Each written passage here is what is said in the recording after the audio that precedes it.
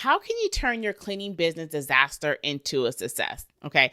I'm going to share with you guys some of my biggest mistakes. Okay. Learn from my mistakes, discover what I've been able to do later to fix them, discover how I've been able to avoid them.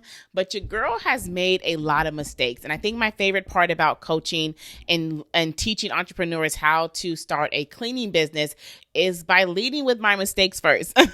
Right? I am extremely transparent, and I really don't hide anything. So I want to share with you guys some of the biggest mistakes that I made in my business in the very, very beginning that can help prevent you guys from hitting those same walls and inevitably like just having a disaster cleaning business. Okay. But the best part about it is that you can fix it. Okay. It's never too late to fix it. Once I realized the mistakes and errors that I was making, I was able to fix it. Okay. So I'm not sure how many I'm going to share, but I'm going to share enough. Okay. So one thing is, you want to make sure that you know your pricing. Okay. In the very beginning, I talk about, my success for my first year, my cleaning business.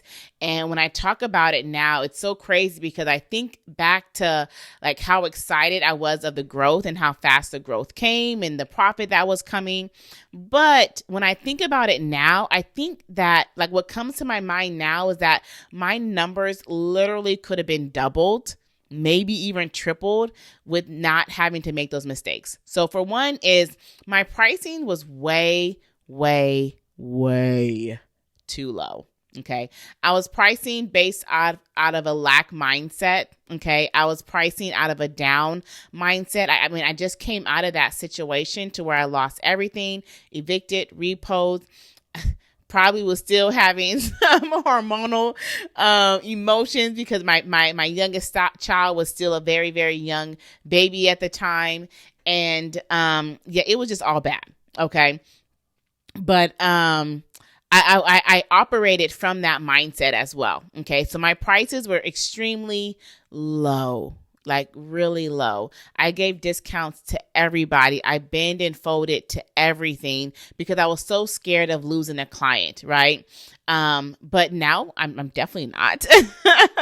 But so I had to actually do the research and find out what were other people charging for their cleaning services in the areas that I was operating out of, right? And it kind of hurted my feelings to know, like, a company right down the street, literally was charging way more than I was for the same excellent service that I am, but I'm just not charging enough. Okay. So you want to make sure that you've done the research. What I normally like to do is find, anywhere from like 10 to 15 companies in your local area and find out what they're charging for their add-ons, their extras, their deep cleans, their move-in and move-out cleanings, their heavy duty Airbnb, if you're into that.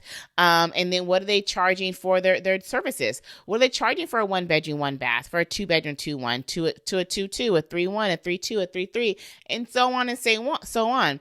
I like to use Notions as like my CRM to manage the pricing research, where I can put in the companies that I'm finding this information from so I can reference it and then put in the numbers so that way I know how to price my cleaning services. I'm not doing anybody a favor by undercharging. Definitely not me, definitely not my family, and you're not either. So make sure you know what you're charging. A lot of times when I'm talking to cleaning business owners where they're already operating, but they're like, I'm not making enough. Most times they're not charging enough. Okay. So that's mistake number one. Let me see what other mistake I want to share. What other mistake do I want to share? One thing that I share and I talk a lot about for my cleaning services and like probably one of the biggest mistakes I made was not focusing on reoccurring clients. And that's where I look at the numbers and I realize like, we did almost 100K on paper and off paper because I did a lot of, that's where we're going to actually, let's go into this one. We'll save that one for last. So don't go nowhere. Listen to that one because that one's really good. That's my biggest one. But my second biggest one is probably the off charging of invoices. Like I didn't have a good system put in place. At that time I was using Zelle, Apple Pay, Cash. How you want to pay me? I got you. Okay. And even still to this day, I have thousands and thousands of unpaid invoices, right? So you want to make sure that you have your systems put in place, okay? There are so many different platforms you can use, right? Booking Koala is one that I often chat about. There's other ones like ZenMaid and ZenBooker and Jobber and Maidly and all these ZenMaid, right? There's other ones out there. Yes, I do teach on Booking Koala. I like the platform for the features that they offer, but there are other ones. You want to make sure that you have a platform to where you can input your customers' information. Okay. You can make sure that first off, your cleaner is not even showing up to that person's house until the funds are secured with a pre-authorization hold, not necessarily charged all the way, but at least held. So that way, you know that the client has the funds and now the cleaner is good to go. Okay. So you want to make sure that you have that, because I talked to so many people that struggle in that area. I literally had a conversation with the new Done For You client to where she was like, yo, Jazz, like this client owes me this much amount of money and I don't know how to collect it from them. Like, what we doing? Like, what am I doing? Like, how can I get this money from them? And we're going over some steps and processes, but it is a challenge to be able to be like, yo, I provided the service already. Now you need to pay me, right? It's annoying to be able to be like, hey, this is Jasmine from Best Made. Just want to let you know that we completed your cleaning service. I would really, really appreciate it if you can complete your invoice. Like, they know you waiting to get paid. Why am I having to knock on the door to remind you to pay me? You didn't have to do that for me to provide your service. The services are rendered. Pay me my money, right? So being able to switch to that booking platform was a game changer, okay? And the last thing is not focusing on reoccurring clients, right? In another video, I talked about like the scalability and how us as entrepreneurs, like, being able to have a dependable income really helps with entrepreneurship. Okay. Because entrepreneurship is kind of tough in the beginning 8 stages. You're trying to figure things out. You're trying to map things out and figure things out. Right. And being able to have some reoccurring income really definitely helps. It takes away some anxiety and some stress because you're trying to figure out when's the next client, when's the next money coming from, right? But having that reoccurring income is amazing. And that really helps with the scalability of our business. So when I was first starting, I didn't really even understand or know about reoccurring clients. I didn't understand and know about a bi-weekly job, a weekly job, a monthly job. It was like, yo, get a client, book a client. Get a client, book a client. Ding, new alert, book that client. That was like literally my entire focus. Like the level of urgency that I had when a new lead came in, y'all, was insane. It was like stop, drop, and roll. I don't care what's going on. The house can be burning. No, I ain't that crazy. But like, that was how I operated with the level of urgency for when leads came in. But my whole thing was like, just book the job, just book the job, just book the job. Make sure it's good. Get the review, right? I wasn't even really worried about reviews until later, which was bad too, because our business type and business structure needs reviews like we need water. Like it is that level of urgency and importance of getting reviews from our past clients, because that's how we book new clients, right? Like it's a whole ecosystem. Our old clients tell our new potential clients that, yo, I love this job. You'll love this job. You might as well book this company because you'll love it like how I love it. But if they don't have no social proof when a new client's trying to determine, are they going to be good? Are they going to provide a good service? Are they going to be on time? Are they reliable, dependable? Can I trust that they're going to do what they say they're going to do? A client that has already been serviced by us can let that potential client that's on the fence trying to decide if they're going to choose us or not. It can help make that choice much easier, right? If they're going to go with you or not. So reviews are extremely important. That's a little bonus because I wasn't going to put that in there, but that's extremely important. I didn't really worry about reviews and probably to like year 2. Okay. Probably 2.5, probably right around the time I started caring about reoccurring clients. But it's crazy because when I started caring about reoccurring clients, I started caring more about the level of quality of cleaners that we were hiring. Because when I was trying to upgrade a one-time client to a reoccurring client, and the client was like, yo, your cleaner sucked.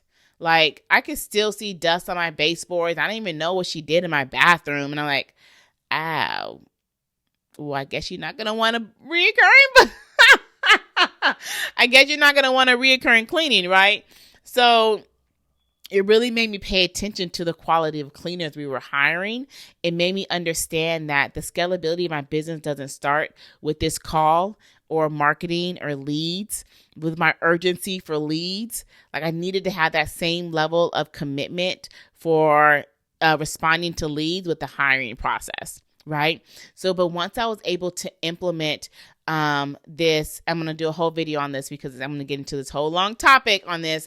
So stay tuned. Okay. But, once I was able to implement this follow-up call system, it changed the trajectory of my business, like completely. It took us from seeing $20,000 to $30,000 a month, revenue to seeing $60,000 to $80,000 monthly revenue because of having that reoccurring income, with having those consistent follow-up calls.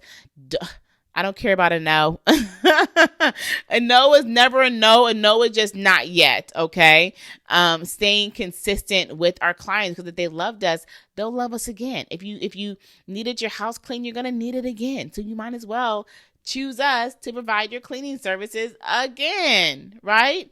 So being able to implement that strategy, was game changer.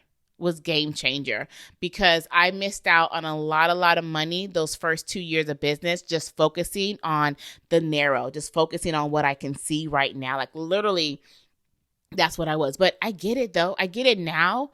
I'm having this whole epiphany moment because I get it right now. Like, literally, I was in survival mode, right? I was literally tossed out of our place, lost our cars, lost everything. My husband's out in West Texas trying to, find a break. He's a truck driver at that time. And I was in survival mode. I was like, what I got to do to get out now? What I got to do to get sales now? And that focusing on just the now hindered the actual growth and profit potential that I could have had even then. Right. So, lessons are amazing because we can grow from them. And now I can teach you guys to not just focus on the now. Make sure that you have a plan in place, a system in place, so that way you can implement it. So not only are you focusing on the now, but you're also focusing on the future as well, which is the reoccurring bookings. Okay. Being able to convert those one-time clients to those reoccurring clients, and knowing that it doesn't start with the follow-up call. It starts with the hiring process. Okay. So if you guys love this video and you want to know, well, Jazz, can you give us the sauce? Like, give me the full breakdown of what is the follow-up call? What is the strategy? What is the process? What do I say? I break that all the way down in our master workshop class. It is a 2-day live virtual event. Our next one is coming up really, really soon. I want to invite you guys to join me on our next call. During this 2-day live virtual event. It's about a 5 to 6 hour class. I'm like giving so much information, like high value information. So that way you can be able to take that and launch your business. Where we're going over pricing strategy, my favorite pricing formula that I share, how to do your market research, how to do your pricing research, how to hire. We actually hire live together. Like, it's pretty dope. It's pretty dope. And then we set up your system, because I told you guys my second mistake was not having a system put in place. So we actually set up the system together live on this call. So it's a really great class. If you're needing to get more access to resources and information and training, then join the upcoming master workshop. And I want to challenge you to upgrade to VIP, because you also get additional resources and you get a one-on-one call with myself, right? Super dope, right? So if you guys are wanting that support, let's chat with me. I want to hear about your vision. I want to hear about your business. I want to hear where you want to go. Let's strategize, create the plan, right? So that way you can take that and run with it. All right. So if you guys love this video, not only join the upcoming master workshop, but like, share, subscribe, do all the things. And I'll see you next time. Right. Bye, y'all.